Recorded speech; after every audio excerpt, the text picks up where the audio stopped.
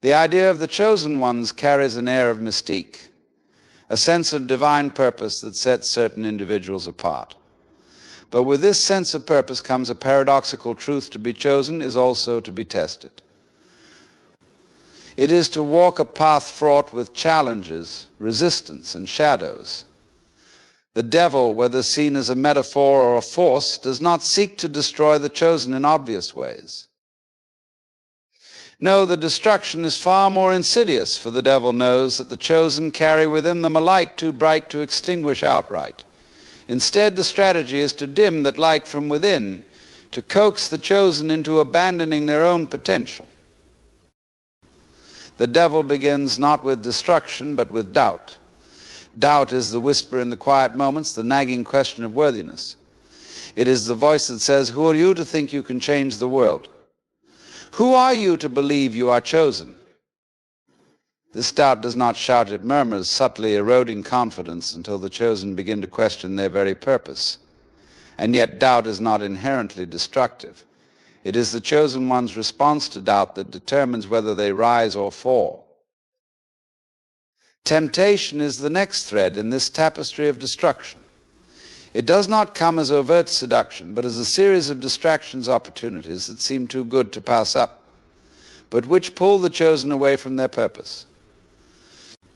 It is the allure of comfort over growth, of ease over effort. The devil knows that the chosen are not likely to abandon their mission outright, so the temptation is designed to fragment their focus, to scatter their energy until they are left with nothing substantial to show for their efforts. Isolation is the devil's most potent weapon. The chosen ones often feel separate from the world, their experiences and insights too vast or peculiar to share easily. This sense of being misunderstood can lead to profound loneliness, and in that loneliness the devil whispers, "You are alone because you are not enough. No one can truly understand you." But isolation is also a double-edged sword, for in solitude, the chosen have the opportunity to find themselves, to reconnect with their purpose without the noise of the world. The challenge lies in not succumbing to despair within that solitude. Perhaps the devil's most destructive tactic is the illusion of powerlessness. The chosen ones, burdened by their struggles, are often led to believe that they are powerless against the forces arrayed against them. They begin to see their challenges as evidence of failure rather than as opportunities for growth. But this illusion is the final hurdle, for it is often in the moments when we feel most powerless that our true strength is revealed. The devil's lie is undone the moment the chosen remember that their power comes not from external validation, but from within. The nature of the chosen is in itself a paradox. To be chosen implies a separation, a distinction from the ordinary, yet it is this very distinction that binds the chosen to the universal struggles of existence. They are not set apart by privilege or ease, but by a unique calling, a resonance with something greater than themselves. This calling is not a reward, it is a responsibility, one that carries with it the weight of both extraordinary potential and extraordinary challenge. To be chosen is to walk a path that is not linear but spiraling, moving through cycles of clarity and confusion, strength and vulnerability, connection and isolation. The chosen are often misunderstood, not because they are incomprehensible, but because they see the world through a lens that others have yet to discover. They are tuned into a frequency that hums with the vibrations of purpose, of creation, of transformation. And yet, this sensitivity, this attunement, can feel like both a gift and a burden. For to see the world as it is, and as it could be, is to carry the weight of its contradictions. The chosen are those who stand at the intersection of the mundane and the divine, tasked with weaving together the threads of both. But what does it mean to be chosen? It is not a matter of superiority or favoritism. The universe does not play favorites, nor does it bestow titles of distinction without cost. To be chosen is to be entrusted with the responsibility of becoming. It is not a destination, but a journey, a ceaseless unfolding of one's potential, an unrelenting call to step into the fullness of who they are meant to be. And in this becoming, the chosen often find themselves in the crucible of transformation, where their very essence is tested, refined, and revealed. The chosen are not immune to struggle. In fact, they are often defined by it. Their lives are marked by trials that would break the ordinary, challenges that seem insurmountable to those looking from the outside in. But these trials are not punishments, they are initiations. They are the fires through which the chosen must pass, burning away illusions and falsehoods to reveal the truth of who they are. This is the paradox of the chosen. Their greatness is not inherent, it is forged. They are not born complete, they are born with the potential to become. Yet the chosen often feel a deep sense of loneliness, a separation not from others but from understanding. Their path is one that few can walk, and fewer still can comprehend. This isolation is not a flaw in their design, but a feature of their journey. For it is in the solitude of their struggles that they come to know themselves. It is in the silence of their doubts that they hear the whispers of their purpose. It is in the darkness of their trials that they discover their light. The nature of the chosen is not to rise above the world, but to dive deeply into it. Their purpose is not to escape the human experience, but to embody it fully, to transform it from within. They are the bridges between worlds, the translators of the ineffable, the bearers of truths that cannot be spoken but only lived. And in living these truths, they become a mirror for others, reflecting not only what is, but what could be. The chosen remind us that greatness is not a matter of being set apart, but of being deeply, courageously, unapologetically human. The subtlety of temptation lies in its ability to disguise itself, not as an enemy, but as a friend, whispering promises of ease, pleasure, or escape. It does not arrive with the fanfare of obvious danger, but slips quietly into the edges of consciousness, planting seeds of doubt and distraction. Temptation does not shout, it murmurs. It does not demand, it suggests. And in its subtlety, it becomes all the more potent, for it convinces you that it is not a force acting upon you, but a thought arising from within you. Temptation often appears as something benign, even virtuous. It might present itself as a need for rest when effort is required, as a justified anger, when forgiveness is the harder path, or as a small compromise when steadfastness is essential. Its brilliance lies in its ability to make you believe that yielding is not a surrender but a choice, that stepping off the path is not a deviation but a necessary detour.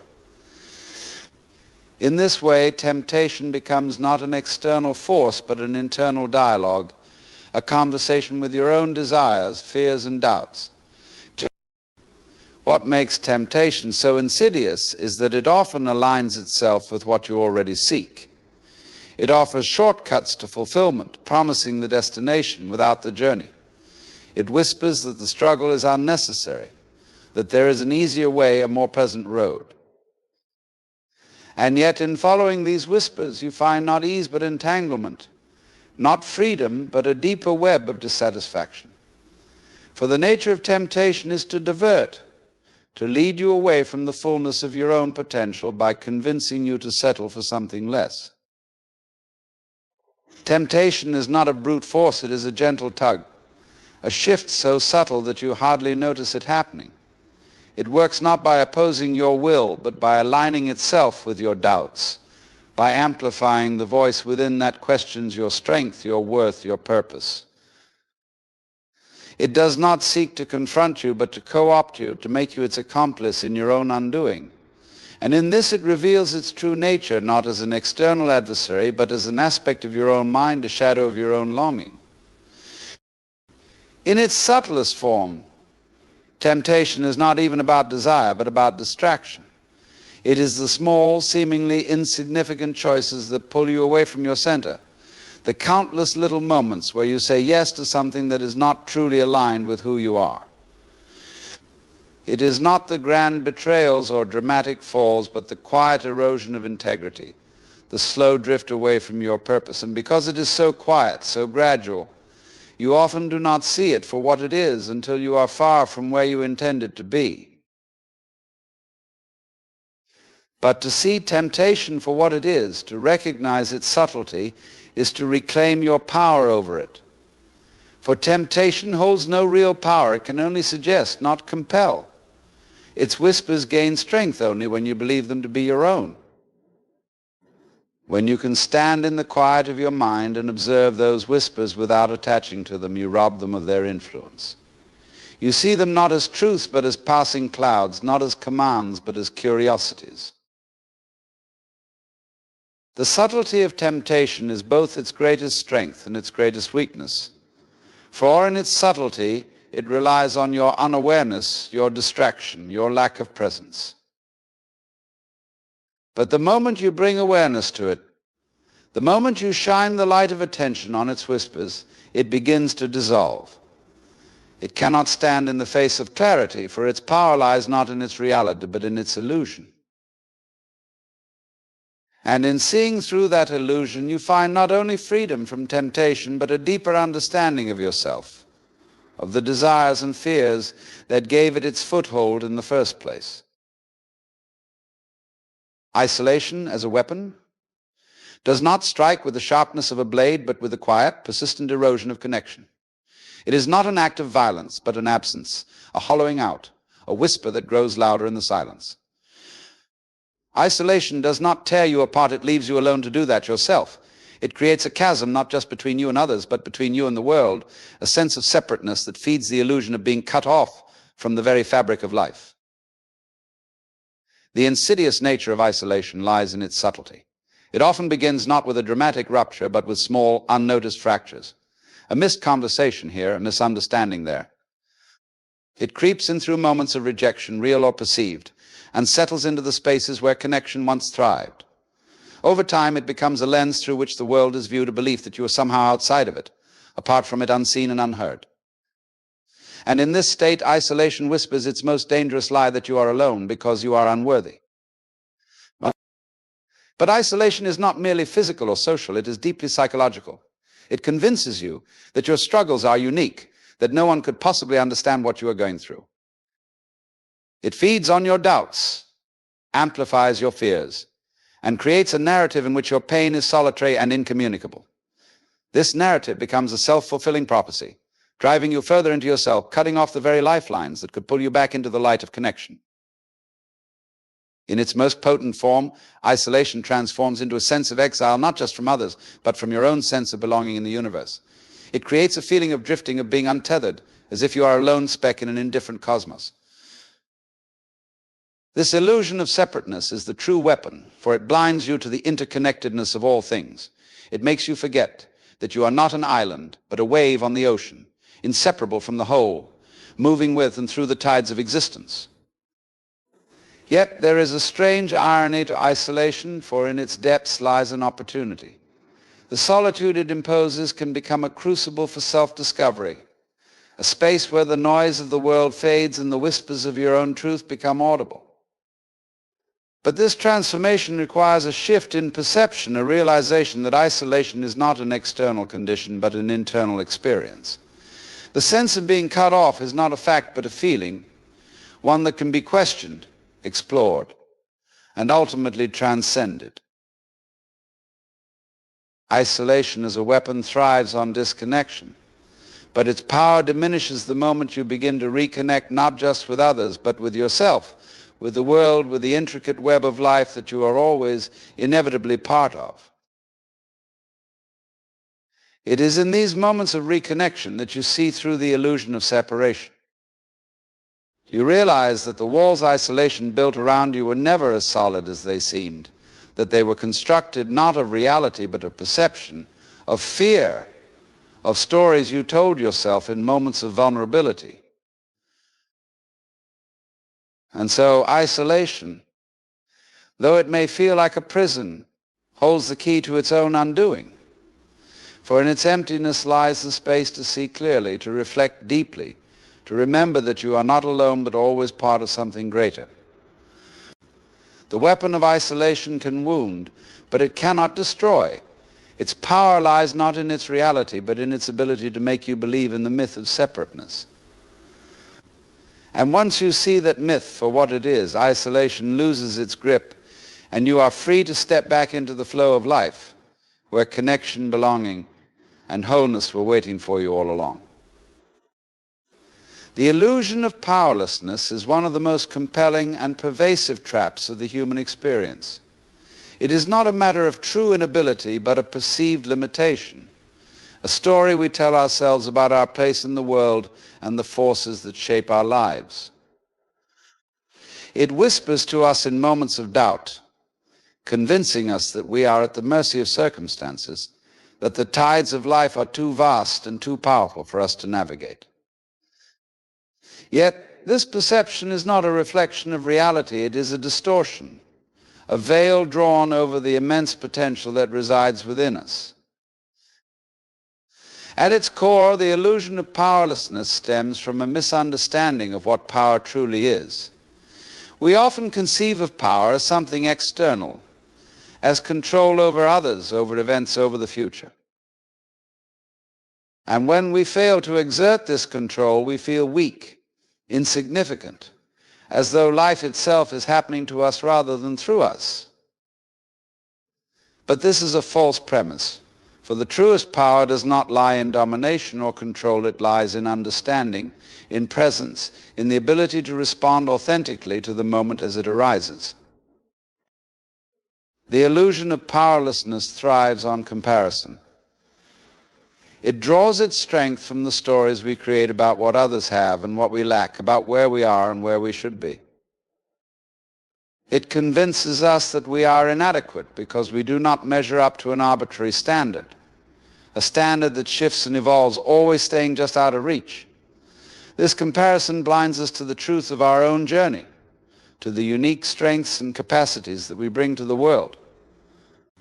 It makes us forget that power is not a fixed quantity, but a dynamic interplay, a relationship with the unfolding of life itself. Another layer of this illusion lies in our relationship with failure. We are taught to fear failure, to see it as evidence of our inadequacy rather than as a natural part of growth and learning.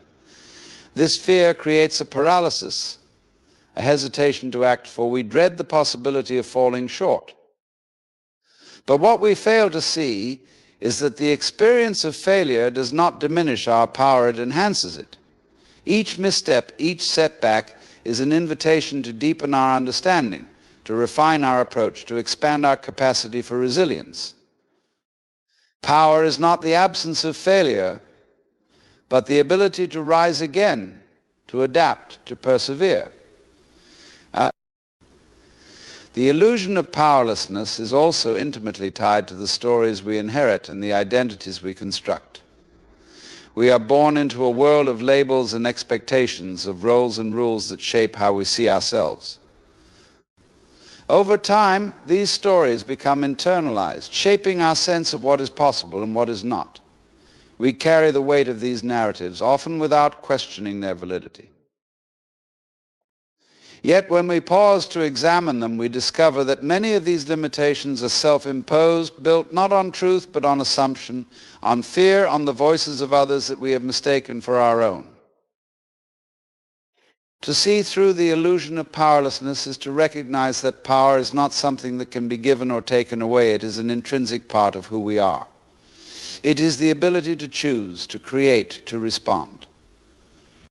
It is the awareness that no matter how small our actions may seem, they ripple outward in ways we cannot always see. Power is not about controlling the world, it is about participating in it fully, embracing the flow of life with courage and curiosity.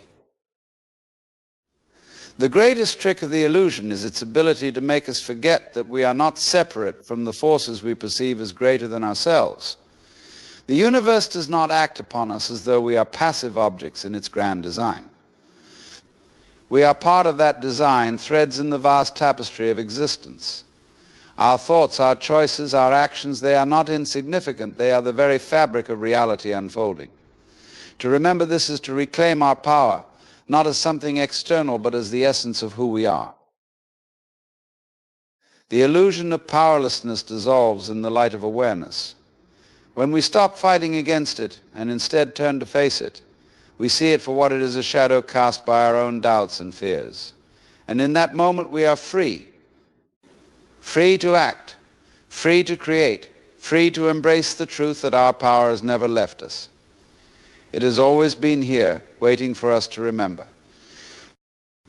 Transformation through adversity is the paradoxical art of growth that arises not in spite of difficulty, but because of it. Adversity, often viewed as an unwanted intruder, is in fact one of life's most profound teachers. It strips away illusions, dismantles comforts, and forces us to confront the raw, unvarnished reality of existence. It is through this confrontation, through the fire of struggle and the weight of challenge, that transformation takes root. For it is only in the breaking that the seed begins to sprout. It is only in the darkness of the soil that it reaches toward the light. Adversity is not a punishment, though it often feels that way. It is rather an invitation, an unspoken call to step beyond the limitations of who we think we are and into the boundless possibility of who we might become. When the ground beneath us trembles, when the familiar collapses, when we find ourselves face to face with uncertainty, we are given the rare opportunity to let go of what no longer serves us. It is in this letting go, this surrender to the unknown, that we discover the strength and resilience we did not know we possessed. The transformative power of adversity lies in its ability to awaken us. In the midst of comfort and routine, it is easy to drift, to become numb to the deeper currents of life. Adversity jolts us awake. It disrupts the narrative, shakes us out of complacency, and reminds us that we are alive, that we are here, that we are capable of far more than we believe. It is in these moments of upheaval. Can love last forever? It's a question as old as time, whispered by poets, pondered by philosophers, and felt in the hearts of every one of us. To answer it, we must first understand what love truly is. Love is not a fleeting moment or a possession. To hold it is a state of being, an experience that transcends time and space. It is the thread that binds us, the energy that connects us, and the mystery that invites us to explore its infinite depths. Let us embark on this journey to discover why I believe love, in its truest form, can indeed last forever. Love transcends time and space because it is not bound by them. When we think of love in the conventional sense, we often tether it to the passage of time, measuring it in years, anniversaries, or the milestones of life. Yet the essence of love defies these constraints. Love is not merely a sequence of events or moments, it is a timeless energy that exists in the eternal present. This may seem paradoxical in a world where everything feels fleeting, where relationships are measured by their duration rather than their depth. But consider this: the moments of genuine love you have experienced, even if brief, feel eternal.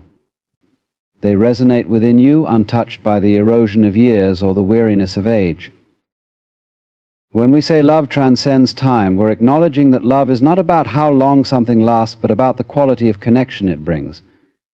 Love is alive in the now, not in some distant past or an imagined future. When two people truly connect, they create a space where time seems to dissolve. Have you ever lost yourself in someone's gaze, in a moment so profound that the clock seemed irrelevant? That is the eternal nature of love. It is not tied to hours or days, but to an essence that vibrates at the core of our being. This timelessness of love is not confined to romantic relationships. It exists in every genuine connection we form. Think of the love a parent feels for their child, or the bond shared between lifelong friends. These forms of love do not fade, they evolve. Even when distance or death separates us, the love remains. It lingers in our memories, our actions, and the way we continue to carry pieces of each other forward.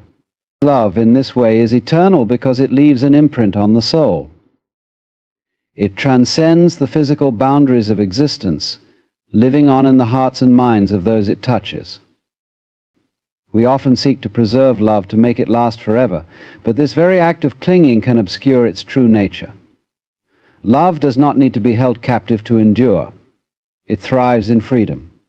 To love someone is not to demand permanence or to confine them to a particular role in your life.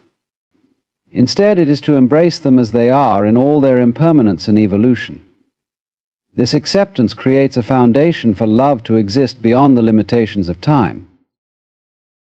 There is also an eternal quality to the connection we share with the world around us.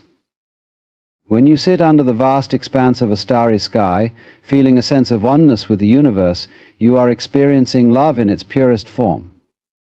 This kind of love is not directed at any one person but flows through everything. It reminds us that love is not an isolated event but a universal force that binds us all. Even when relationships seem to end, the love within them does not vanish. It transforms. A relationship may no longer exist in its original form, but the love that was shared becomes a part of who we are. It shapes our perspective, our capacity for compassion, and our ability to love again. In this way, love becomes eternal not because it remains static, but because it evolves alongside us. To understand the eternal nature of love, we must also look beyond the fear of loss. It is this fear that often makes us doubt whether love can last forever. But love, at its core, is not something to be lost. It is a way of being, a state of openness and connection that cannot be destroyed. Even in heartbreak, love reveals itself, teaching us resilience and the boundless nature of our hearts. Love is eternal because it is not confined by the linearity of time or the limitations of the physical world. It exists in the spaces between words, in the silent moments of understanding, and in the infinite present where we meet each other's souls. It is the essence of who we are, the thread that weaves through our lives, reminding us that the connections we make are never truly broken. Love, in its truest form, endures not because it resists change, but because it embraces it. It is both the fleeting moment and the infinite journey, both the spark and the fire that never dies. Love is not something you acquire or possess, it is something you become. In our modern world, love is often misconstrued as an object to be attained, a prize to be won, or a commodity to be exchanged. We speak of finding love or falling in love as if it were some external treasure waiting to be discovered. But this perspective reduces love to something transactional, something that exists outside of ourselves, separate from our being. In truth, love is not an external force, but an internal state, a way of being that flows naturally when we let go of our need to control or define it. To become love is to shift from seeking it outwardly to embodying it inwardly. This transformation begins with self-awareness and acceptance. Many of us grow up believing that love must be earned, that we must prove our worth to receive it. We try to mold ourselves into shapes we believe others will desire, suppressing our true selves in the process. But love, in its purest form, does not demand perfection. It does not ask for masks or pretenses. It thrives in authenticity, in the courage to show up as we are, flaws and all. When we accept ourselves fully, we open the door to becoming love itself. Love, as a state of being, is not confined to romantic relationships or specific connections. It radiates outward, touching everything and everyone in its path. When you become love, you move through the world with an open heart, seeing the inherent beauty and worth in all that surrounds you. You begin to recognize that love is not limited to grand gestures or declarations, but is present in the small, everyday acts of kindness and compassion. A smile shared with a stranger, a moment of patience in a crowded space, or a word of encouragement to someone in need, all of these are expressions of love. To embody love is also to embrace vulnerability. Love requires us to be open, to risk our hearts even in the face of uncertainty or rejection. This openness can feel uncomfortable, even frightening, but it is the only way to truly connect with others. When we let go of our defenses and allow ourselves to be seen, we create a space where genuine love can flourish. In this space, there is no need to control or possess the other person. Love flows freely because it is rooted in trust and mutual respect, not in fear or insecurity. One of the greatest misconceptions about love is that it can be lost. We fear that if a relationship ends or someone leaves, the love will disappear as well. But this belief stems from the idea that love is something external, something separate from who we are. When we become love, we realize that it cannot be lost because it is not something we hold, it is something we are. Relationships may change, people may come and go, but the love we carry within us remains. It is not dependent on circumstances or outcomes, it is an intrinsic part of our being. Becoming love also means letting go of the need for control. So often we try to shape love into something predictable or manageable, to fit it into the framework of our expectations. But love is not meant to be controlled, it is meant to be experienced. When we release our grip and allow love to flow naturally, we discover its boundless nature. Love does not conform to our timelines or agendas. It arises in its own time and in its own way, teaching us to surrender to the present moment. In this state of being, love becomes limitless. It is not confined by roles, titles, or conditions. It does not ask, what can I get, but instead, what can I give? Love is an energy that multiplies the more we share it. When we become love, we stop worrying about whether it will be reciprocated or whether it will last. We simply trust in its abundance, knowing that the act of loving is its own reward. Ultimately, to become love is to align with the deepest truth of our existence.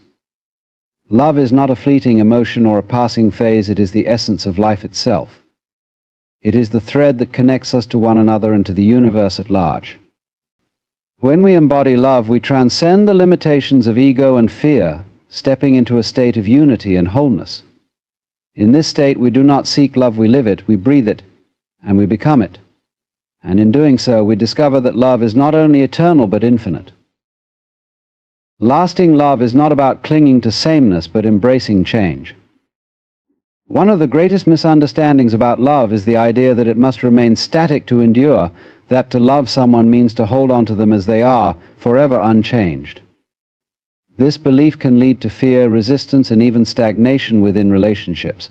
But life itself is a process of constant transformation, and love, if it is to endure, must move with the ebb and flow of this transformation. True love does not resist change, it celebrates it, recognizing that growth is not an enemy but an essential part of its depth and resilience. To embrace the evolution of love, we must first accept that nothing in life stays the same. Seasons shift, rivers carve new paths, and even the stars in the sky are in perpetual motion. Human beings are no different. Over time we grow, we learn, we heal, and sometimes we struggle. The person you love today may not be the same person you encounter a year from now, just as you yourself will not remain unchanged. To love deeply is to honor this natural evolution, to see your partner not as a fixed entity but as a living, breathing being who is constantly becoming. In this context, love becomes a dynamic force, not a static state. It is not a contract that binds two people to remain the same, but a journey that invites them to grow together. When we cling to sameness, we inadvertently stifle the very essence of love. We fear that change will pull us apart or weaken our connection, but in truth it is the rigidity of resisting change that creates distance. When we allow love to evolve, we create space for deeper understanding, renewed passion, and profound trust. This does not mean that change is always easy or comfortable. There will be times when growth feels challenging, when the shifts in ourselves or our partners bring uncertainty. But it is in these moments that love reveals its true strength. Love is not about avoiding discomfort or difficulty, but about meeting it with an open heart. It is about saying, I see you as you are, and I choose to stand with you, even as you grow into someone new. This commitment to adaptability is what allows love to endure through life's inevitable changes. Consider the ways love can deepen when it embraces change. A couple who has been together for decades may not share the same youthful energy they once did, but their love has likely taken on a richer, more nuanced quality. It has weathered storms, celebrated triumphs, and adapted to life's unfolding chapters. This kind of love is not fragile, it is resilient, because it has learned to flow with the currents of time rather than resist them. Similarly, think of the love between friends or family members. These relationships often endure precisely because they adapt to changing circumstances. Friends may drift apart geographically, yet their bond remains because it evolves to fit new realities. Family ties can withstand differences in perspective or lifestyle when rooted in an understanding that love is not diminished by change but enriched by it.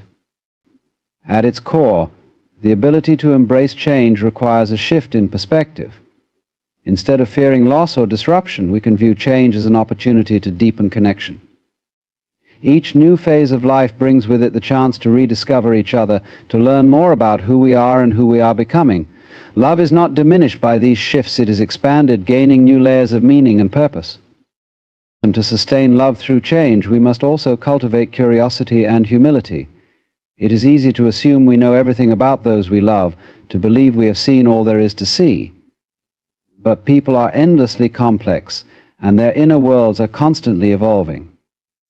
By remaining curious, by asking questions and listening deeply, we keep the connection alive. Humility reminds us that we do not own the people we love, nor do we control their journeys. Our role is to support and celebrate them, even when their paths diverge from our expectations. Ultimately, lasting love is not about holding on to what was, but embracing what is and what will be. It is about dancing with the rhythm of life, allowing each step to lead us to a deeper understanding of ourselves and each other. Love that endures is not rigid or fearful, it is fluid and courageous. It grows not in spite of change, but because of it, revealing that true connection is not about staying the same, but about evolving together again and again through all the seasons of life. Love lasts when it becomes a dance, a continuous exchange of giving and receiving without expectation. This dance, delicate and timeless, thrives on balance. Too often we treat love as a transaction, measuring what we give against what we receive. We expect reciprocity in specific forms, believing that love must always return to us in the exact way we offer it. But this mindset limits love's potential, reducing it to a ledger rather than an expansive and transformative experience. True love does not tally its gifts or demand symmetry, it flows freely, fueled by the joy of connection and the mutual growth it inspires. To understand this dance, we must first let go of the notion that love is something we give to get something back. Love is not a currency, it is an energy, an offering that enriches both the giver and the receiver. When we love without attaching strings, we tap into the essence of generosity. This is not to say that love is a one-sided effort. Rather, it is a fluid exchange, a rhythm that allows each person to give in their own way and receive with gratitude. The beauty of this balance lies in its spontaneity, in the way it adapts to the needs and circumstances of the moment. In this dance, giving and receiving are not opposites but complements.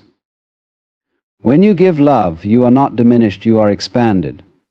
Love is not a finite resource that depletes with use, it is infinite, growing stronger the more it is shared. Similarly, to receive love is not to take or consume, but to accept a gift that deepens connection.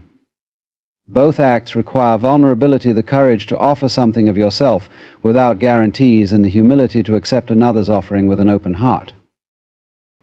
The dance of love thrives on attentiveness and presence. To truly give love, we must see and understand the needs of the person we are giving to. This requires listening not just to words, but to unspoken feelings, gestures, and nuances. Love is not about imposing our version of care or affection onto someone else. It is about meeting them where they are, in a way that resonates with their unique being. Similarly, receiving love demands mindfulness. It asks us to recognize the intent behind the gestures and to allow ourselves to be nourished by them, even if they differ from what we might have expected. This dynamic exchange also reveals the importance of trust. Trust is the foundation that allows love to flow freely without fear or hesitation.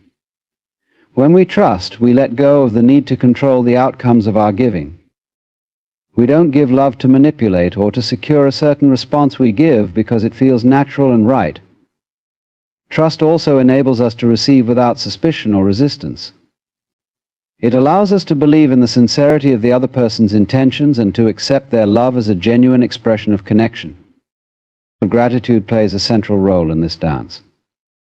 When we are grateful for the love we receive, we deepen our connection to the giver. Gratitude transforms receiving into an active, enriching experience rather than a passive one. It reminds us that love is a gift, not an entitlement. Likewise, when we give love with gratitude for the opportunity to connect, we infuse our actions with a sense of joy and purpose. This mutual gratitude creates a positive feedback loop, strengthening the bond between giver and receiver. The beauty of this exchange lies in its imperfection. Love does not require perfect balance. At every moment there will be times when one gives more and the other receives more. Life is unpredictable, and relationships ebb and flow. What matters is the willingness to return to the dance, to adjust, to adapt as needed. This flexibility is what sustains love over time. It is not about achieving a perfect equilibrium, but about maintaining a sense of harmony that evolves with the relationship. Through this continuous exchange, love becomes a source of growth and transformation. Giving teaches us to expand beyond ourselves, to consider the needs and well-being of others. Receiving teaches us humility and trust, reminding us that we are interconnected and that it is okay to rely on others. Together, these acts create a cycle that deepens intimacy and fosters mutual understanding. Ultimately, the dance of love is not about keeping score or achieving a fixed state of perfection. It is about movement, about flowing with the rhythm of connection and allowing ourselves to be shaped by it. In this dance, love becomes a living, breathing force, one that adapts, evolves, and endures. It is in the interplay of giving and receiving that love reveals its truest form, not as a possession or a transaction, but as a dynamic, infinite energy that sustains and uplifts all who partake in it. Love's enduring quality lies in its infinite nature. It cannot be fully understood, only experienced. At its core, love is a mystery, an enigma that defies easy explanation. We can try to define it, to pin it down with words or theories, but in doing so, we reduce something vast and profound into something small and manageable. Love is not meant to be analyzed or dissected. It is meant to be felt, lived, and explored. Its depth is infinite, because it transcends the limits of logic and reason, residing instead in the boundless realms of the heart and soul. There is a profound beauty in love's mystery, for it invites us to let go of certainty and surrender to the unknown. Human beings have an innate desire to understand, to categorize and control the world around them. But love resists such efforts. It does not conform to formulas or predictable patterns. It arrives unannounced, often in the most unexpected ways, and refuses to be confined by expectations or rules. This unpredictability can be unsettling, but it is also what makes love so extraordinary. It reminds us that not everything in life is meant to be understood. Some things are simply meant to be cherished. When we embrace love's mystery, we open ourselves to its infinite possibilities. Love is not a single, fixed experience, but a kaleidoscope of emotions, connections, and moments. It takes on countless forms, each as unique as the people who share it. The love between a parent and child is different from the love between friends, which is different still from romantic love. Yet all these forms are interconnected, branches of the same vast tree. Each one offers a glimpse into the infinite, inviting us to explore its depths and discover new dimensions of connection and meaning. This infinite nature of love also means that it cannot be exhausted or depleted. Love does not run out, it expands. The more we give, the more we have to give. This defies the logic of the material world, where resources are finite and must be conserved. Love operates on a different plane, one that is boundless and ever-renewing. It is not a commodity to be hoarded, but an energy to be shared freely. When we approach love with an open heart, we tap into this infinite reservoir, finding that there is always more to give and more to receive. Love's mystery also lies in its ability to transform us. It has the power to reach into the deepest parts of our being, awakening aspects of ourselves we never knew existed. It challenges us, inspires us, and pushes us to grow in ways we could never have imagined. Love does not leave us unchanged, it reshapes us, often in ways that defy explanation. This transformative power is one of the reasons love feels so infinite. It is not static but dynamic, constantly evolving and unfolding. The infinite nature of love is also reflected in its timelessness. Love is not bound by the constraints of the physical world or the passing of years. It exists outside the boundaries of time, connecting us to something greater than ourselves. When we love deeply, we experience moments that feel eternal, as though time itself has paused to make room for the connection. These moments linger etched into our souls, reminding us that love transcends the fleeting nature of life. Even when love seems to fade or change form, its essence remains. Relationships may end, and people may part ways, but the love that was shared does not disappear. It becomes a part of us, shaping who we are and how we move through the world. In this way, love is infinite because it continues to ripple outward, touching not only those directly involved, but also everyone they encounter. It is a force that cannot be contained or extinguished, perpetually weaving its way through the fabric of existence. Ultimately, love's infinite nature invites us to approach it with humility and wonder. It asks us to release the need for certainty and to embrace the beauty of not knowing. Love is not something we can fully grasp or master. It is something we experience and learn from. Its mystery is not a barrier, but an invitation, a call to explore its depths and to discover the boundless ways it enriches our lives. In this sense, love is a journey, not a destination. It is a constant unfolding, a limitless exploration of connection and meaning. Its infinite quality ensures that no matter how much we experience, there is always more to discover. Love is not a puzzle to be solved or a question to be answered. It is a living, breathing force that defies the confines of understanding. And in surrendering to its mystery, we find the truest expression of what it means to love.